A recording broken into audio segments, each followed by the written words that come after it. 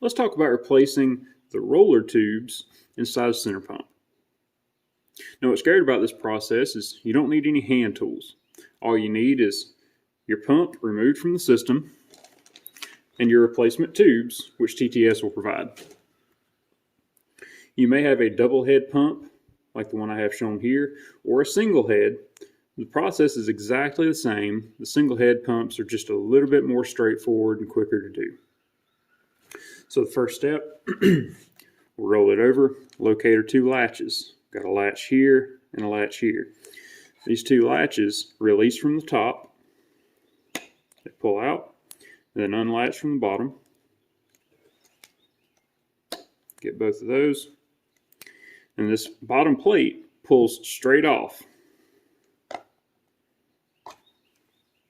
We're going to flip this bottom plate over. You'll have three dimples here, here, and here.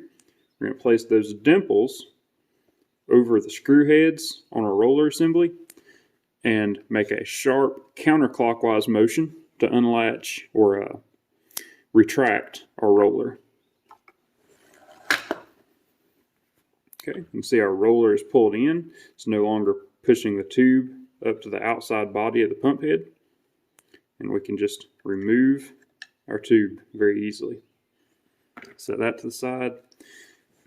So this will now rotate clockwise the whole body and pull straight up. We've now removed our bottom pump head from the assembly. Same deal here. We've got two latches, a latch here, and a latch here. Pull out from the top, unlatch, and this cover as well comes straight up. We'll flip it over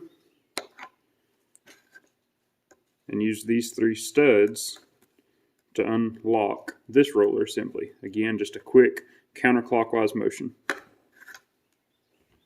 Roller has been released and our tube can come straight out. All right, so now you would take your new tubes out of their packaging and replace them. You've got a small notch here on each end of your tube. That notch will find its home against the body right there, and that'll keep it from pulling in or out. Make sure your roller is pulled in all the way and route your tube around the rollers. Try to center the tube on the roller so that when you expand the roller out, it'll be around the middle of the rollers pushed up against this body. We'll take our cover. Covers do matter so far as keeping the bottom cover on the bottom pump assembly. We're going to use these studs again, the exact same, but now we're going to go clockwise, just a sharp clockwise motion, and be sure that you're holding the pump assembly securely as you do this. Okay, so you can see that the roller assembly now is expanded and it's pushing the tube up against the side of the body of the pump head. You should be able to see a small flat there, and we'll roll it all the way around here and there.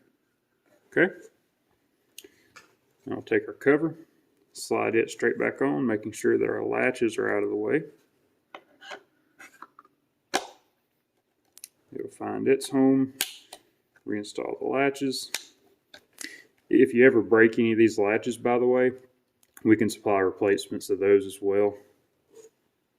All right, since we had to remove the entire second pump assembly, our roller actually came out of its body.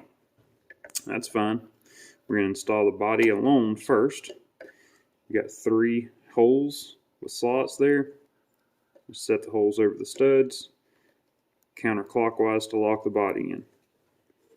Set our roller in. We just want to make sure that it goes in the right way. So the knurled side of these screws goes up.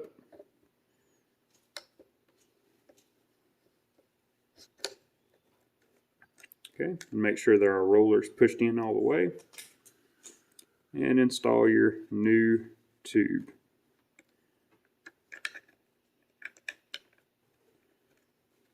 Again, we want to make sure that we are in our notch here and here, and the tube is about in the middle of the rollers.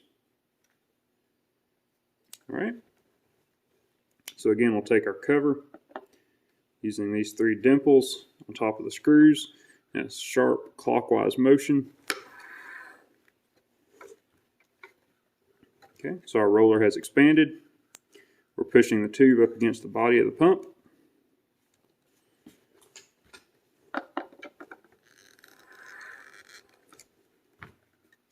All right, so we've successfully changed both tubes. I'll just set this cover back in place, reinstall our latches,